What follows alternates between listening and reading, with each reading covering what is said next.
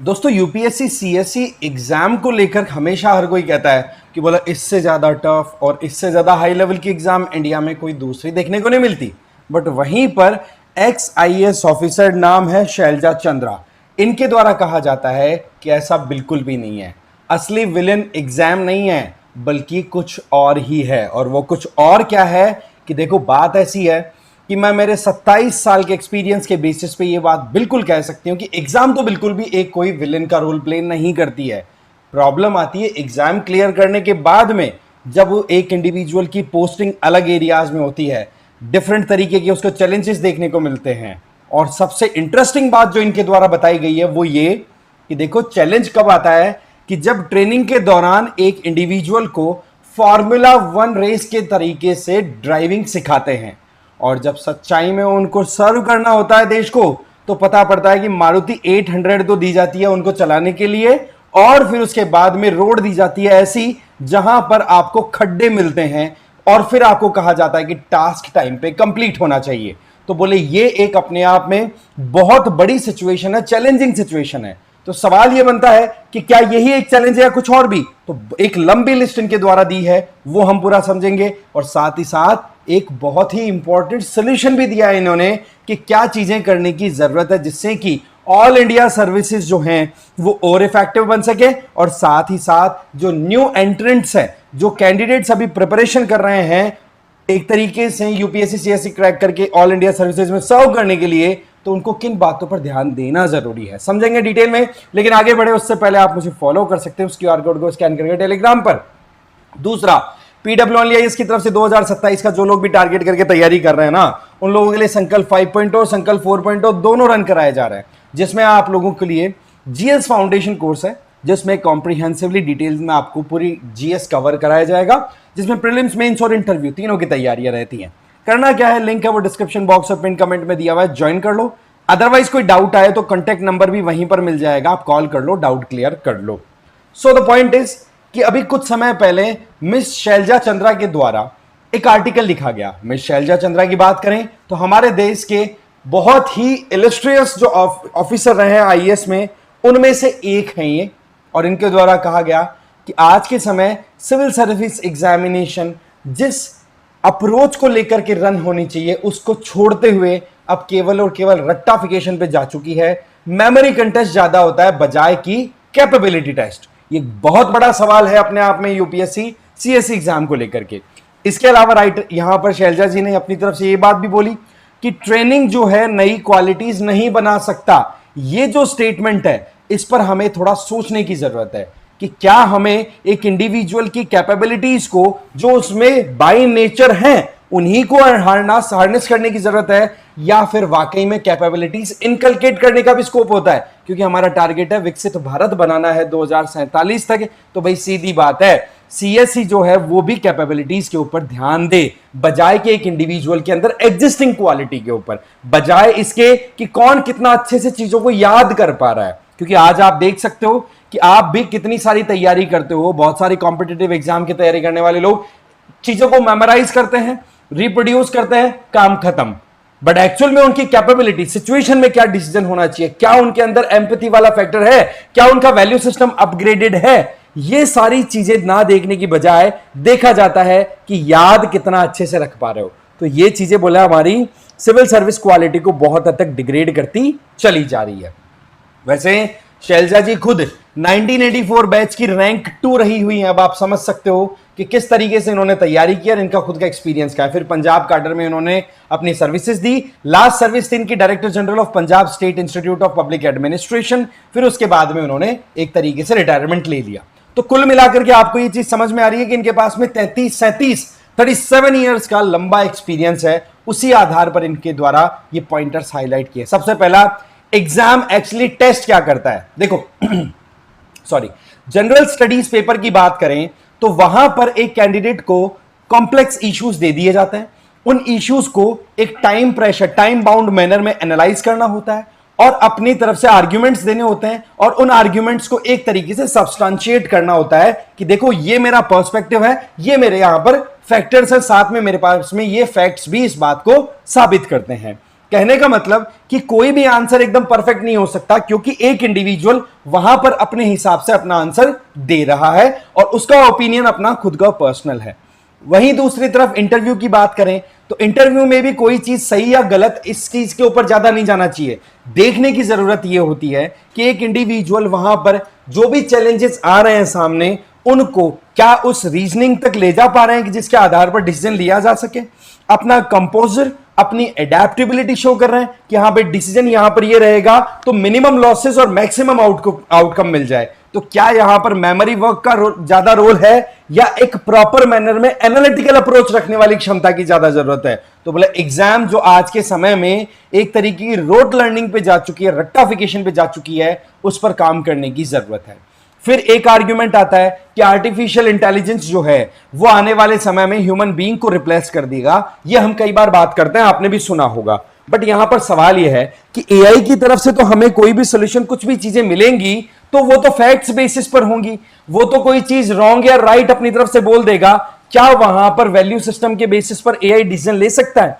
कहां पर आपको करेज दिखाना है डिसीजन मेकिंग का, कहां पर आपको एक तरीके से खुद पे रिस्ट्रेंट बरतनी है? क्या ये चीजें एल्गोरिदम के आधार पर पूरी हो सकती हैं? ये सवाल जो हैं, इन सवालों के जवाब एआई नहीं दे सकता। तो ऐसे में इनके द्वारा ये कह दिया कि देखो, चीजों को करना और उन चीजों से संबंधित अकाउंटेबिलिटी इंश्योर करना, दोनों में रात दिन का फर्क होता है। और उस चीज पर काम करना एक ह्यूमन बीइंग के लिए पॉसिबल है, बजाय कि एआई के। इसके अलावा जो रियल बॉटलनेक है वो है डिप्लॉयमेंट, ना कि सिलेक्शन। मतलब सीधा इशारा है कि एग्जाम कंडक्ट होती है, एग्जाम में जो तैयारी करवाने का एक लेवल होता है, वहां पर तो तैयारी होती है कि फॉर्मूला 1 के रेसर आपको बन के जाना है, मतलब टॉप नॉच इंडिविजुअल्स को आप सेलेक्ट करते हो। बट रियलिटी में आपको सर्विसेज में मिलती क्या है? भाई मारुति 800 टूटी फूटी रोड, अब आप वहां पर चैंपियनशिप में पार्टिसिपेट करो। तो ये एक अपने आप में बहुत ही ज्यादा डिसअपॉइंटिंग सिचुएशन है। जबकि लोग ब्लेम किसको करते हैं? पुअर सिलेक्शन को। अरे भाई, सिलेक्शन जो किया गया था वो तो अच्छे स्टैंडर्ड के अकॉर्डिंग कर दिया, बट सही मायने में जो रिवॉर्ड मिलना चाहिए, सही मायने में जो एक्चुअल में जो इंडिविजुअल्स एलिजिबल हैं, कैपेबल हैं, उनको सही पोस्ट पर पोजीशन करो, फिर देखो आप आउटकम अच्छा मिलता है कि नहीं। क्योंकि एक तो क्या होता है सिविल सर्विसेज में जाने के बाद में, टेन्योर की अनस्टेबिलिटी, कई बार आर्बिट्रेरी पोस्टिंग होती है, कहीं पर उठा करके राजनेता लोग अपनी राजनीति के हिसाब से हर किसी के खिलाफ में प्लानिंग करनी स्टार्ट कर देते हैं। इसके अलावा एम्पैनलमेंट भी ओपेक होता है, मतलब कि किसको सेंट्रल गवर्नमेंट के अंडर पहुंचाया जा रहा है, किसको इंपॉर्टेंट पैनल में एक अपना रोल प्ले करने का मौका मिल रहा है। सारी चीजें बड़ी ट्रांसपेरेंसी के साथ नहीं होती। अब आप सोचो, जहां पर प्रमोशन जो है वो एक तरीके से रिवॉर्ड दिया जाता है तब जब आप रूल रेगुलेशन को कंप्लाई कर रहे हो, किसी की पेट्रोनेज में जी रहे हो या किसी को पेट्रोनेज दे रहे हो, बजाय के आउटकम के। जबकि होना क्या चाहिए कि कौन सा ऑल इंडिया सर्वेंट जो है वो बढ़िया परफॉर्म कर रहा है, उनका आउटकम क्या है, उसके आधार पर आपको प्रमोशन एंड रिवॉर्ड्स देने चाहिए। जबकि इसके मामले में बिल्कुल भी सही तरीके से काम नहीं होता, बस फॉलो कौन कर रहा है। रूल रेगुलेशन को वो होता ना, घोड़े के कान आंखों की दोनों तरफ लगा दी जाती है, शादी के घोड़ा या घोड़ी जो भी होता है उसके, जिससे कि वो साइडों में देख ही ना सके, उनको प्रमोशन ज्यादा मिलते चले जाते हैं। बोले ये जो चीज है ये बड़ी बेकार है, सिस्टम को पूरा बिगाड़ देती है। मैम अपना खुद का 37 ईयर का एक्सपीरियंस शेयर कर रही हैं। इसके अलावा ऑनेस्ट जो होते हैं उनको आप पनिश करते हो, उन लोगों को, जबकि आपको प्रमोट करने की जरूरत है। तो ऐसे में यहां पर सबसे इंपॉर्टेंट चीज क्या है कि जो सिचुएशन अभी के टाइम पे पोस्टिंग होने के बाद में देखने को मिलती है वो है एक्चुअल में हर्डल, ना कि एग्जाम में। फिर बात आती है क्वालिटीज की और ट्रेनिंग की। देखो, एक बात कही जाती है, training can not create what never existed. But ये एक अपने आप में एक डिटर्मिनिस्टिक अप्रोच है, अप्रोच बहुत ही ज्यादा डिटर्मिनिस्टिक कि जो है वो है, अदरवाइज कुछ नहीं हो सकता। जबकि इंस्टीट्यूशंस का रोल होता है कि आपको ट्रेनिंग प्रॉपर दे दी जाए। इसका मतलब सिंपल है कि हर एक इंडिविजुअल की अपनी खुद की काबिलियत अलग होती है। तो उस इंडिविजुअल को आप एक इंस्टीट्यूशन में ला करके उस इंडिविजुअल के अंदर ऐसे ट्रेट्स डाल सकते हो, ऐसी क्वालिटीज डाल सकते हो जो कि समाज कल्याण में अच्छा काम कर सके, जो प्रूडेंट हो, जो एम्पैथी वाले अच्छी एम्पैथी लेकर के चले लोगों के लिए, करेजियस हो। यही तो गुण होने चाहिए एक एडमिनिस्ट्रेटर के अंदर। तो बोले ये चीजें ट्रेनिंग के दौरान दी जा सकती है और दी जाती हैं।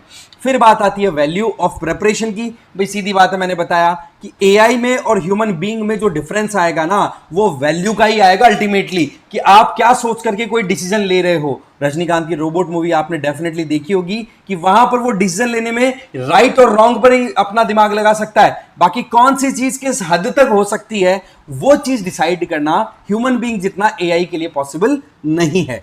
जैसे कि एक इंडिविजुअल इंटेलेक्चुअली कितना ज्यादा डीप सोच सकता है, डिसिप्लिन्ड कितना है, कितना रेजिलियंट है, सिचुएशन कितनी बुरी आ जाए बट यस वो उठ खड़ा होगा, काम कर लेगा। तो ये चीजें वैल्यू वाली जो चीजें होती है ना, ये सीएससी प्रिपरेशन के दौरान एक इंडिविजुअल में आती ही है। और इस बात को लेकर के क्यों यहां पर एग्रेशन दिखाया, देखो एक बात बार बार आती है कि लाखों स्टूडेंट्स जो हैं अपनी जिंदगी का एक बहुत बड़ा हिस्सा यूपीएससी की तैयारी में लगा देते हैं, उनकी फैमिलीज भी बहुत परेशान होती हैं। बट यहां पर समझने वाली बात है कि जिसने यूपीएससी की एक बार तैयारी कर ली वो बेटर इन्फॉर्म्ड होता है, डिसिप्लिन्ड होता है और उसकी एनालिसिस करने की जो कैपेबिलिटी है, उसकी प्रेशर को हैंडल करने की जो कैपेबिलिटी है वो ऑटोमेटिकली आपको अच्छी मिलेंगी। फिर आ जाओ एक्चुअल में किस चीज की जरूरत है, तो मैम का कहना है रिफॉर्म्स की जरूरत है। देखो अभी फेयरनेस लाना बहुत ज्यादा जरूरी है सिस्टम के अंदर।